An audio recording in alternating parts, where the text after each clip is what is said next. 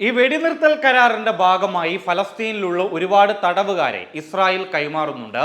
അതേപോലെ തന്നെ Hamas ബന്ദികളാക്കിയിട്ടുള്ള Israeli തടവുകാരെയും ഹമാസും കൈമാറുന്നുണ്ട്. ഈ ധാരണയിൽ തന്നെയാണ് ഈ വെടിനിർത്തൽ കരാർ പ്രാബല്യത്തിൽ വരുന്നതും. എന്നാൽ ഇത്തരത്തിൽ ബന്ദികളെ കൈമാറുമ്പോൾ അതിൽ ഏറ്റവും എടുത്തു പറയേണ്ട ഒരു ഘടകം എന്ന് പറയുന്നത് ഇസ്രായേൽ റിലീസ് ചെയ്യുന്ന ഫലസ്തീനി തടവുകാരെ നേരെ കൊണ്ടുപോകുന്നത് ആശുപത്രികളിലേക്കാണ്. എന്നാൽ നേരെ മറിച്ച് ഹമാസ് വിട്ടയക്കുന്ന തടവുകാരെ ആശുപത്രിയിലേക്ക് കൊണ്ടുപോകേണ്ട ആവശ്യം വരുന്നില്ല എന്ന് പറയുമ്പോൾ ഹമാസിന്റെ തടവറയിൽ കഴിയുന്ന ആളുകളും ഇസ്രായേലിന്റെ തടവറയിൽ കഴിയുന്ന ആളുകളും ഏത് രീതിയിലുള്ള സമീപനമാണ് അവിടുത്തെ ആളുകളിൽ നിന്ന് നേരിട്ടത് എന്നുള്ളത് നമുക്ക് മനസ്സിലാക്കാൻ സാധിക്കുന്നുണ്ട്. ഇപ്പോൾ ഇന്ന് രാവിലെ കഴിഞ്ഞ ദിവസം ഈ കുറച്ച് അഭയാർത്ഥികളെ അല്ലെങ്കിൽ കുറച്ച് ബന്ദികളെ കൈമാറിയിരുന്നു.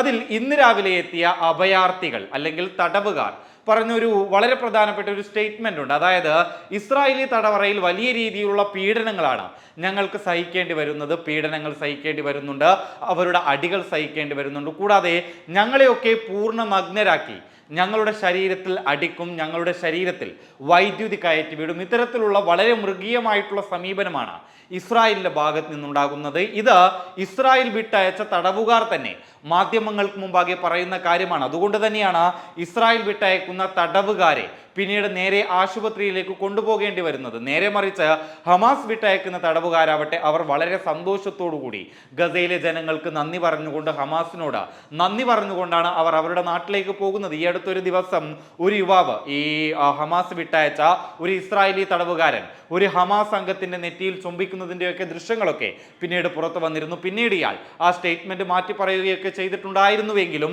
ഇത്തരത്തിൽ ഇസ്രായേലിൽ നിന്ന് വരുന്ന തടവുകാർ ഹമാസിന്റെ അംഗങ്ങളിൽ ഒരാൾക്ക് നെറ്റിയിൽ മുത്തം കൊടുക്കുമ്പോൾ സ്വാഭാവികമായും ഹമാസിനെ ഒരു ഫാസിസ്റ്റ് അല്ലെങ്കിൽ ഒരു സയണിസ്റ്റിന്റെ വലിയ ആളുകളായി ചിത്രീകരിക്കാൻ ശ്രമിക്കുന്ന ഇസ്രായേൽ അടക്കമുള്ള ആളുകൾക്ക് അതൊരു വലിയൊരു തിരിച്ചടിയാണ്. അതുകൊണ്ട് തന്നെയാണ് ഈ ചുംബിച്ച യുവാവ് പിന്നീട് ഇത്തരത്തിലൊരു സ്റ്റേറ്റ്മെന്റ് അദ്ദേഹം മാറ്റി പറഞ്ഞത്. ഏതായാലും ചുരുക്കി പറഞ്ഞാൽ ഇന്ന് എത്തിയ ഫലസ്തീൻ തടവുകാർ അവർ തുറന്നു പറഞ്ഞിരിക്കുകയാണ്, ഞങ്ങളെ പൂർണ്ണ നഗ്നരാക്കി ഞങ്ങളുടെ ശരീരത്തിലേക്ക് അയക്കും, ഞങ്ങളുടെ ശരീരത്തിലൂടെ വൈദ്യുതി അടക്കം കയറ്റിവിടും. അത്തരത്തിൽ വലിയ രീതിയിലുള്ള മർദ്ദനങ്ങളും വലിയ രീതിയിലുള്ള പീഡനങ്ങളുമാണ് ഇസ്രായേലിന്റെ ഭാഗത്ത് നിന്നുണ്ടാകുന്നത് എന്നുള്ളത് തന്നെയാണ്.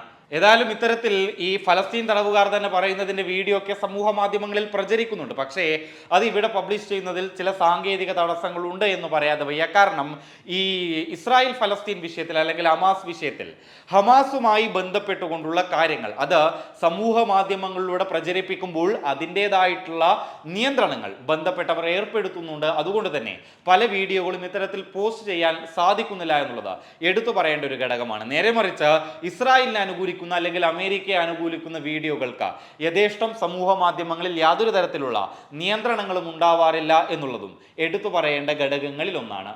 News desk public Kerala.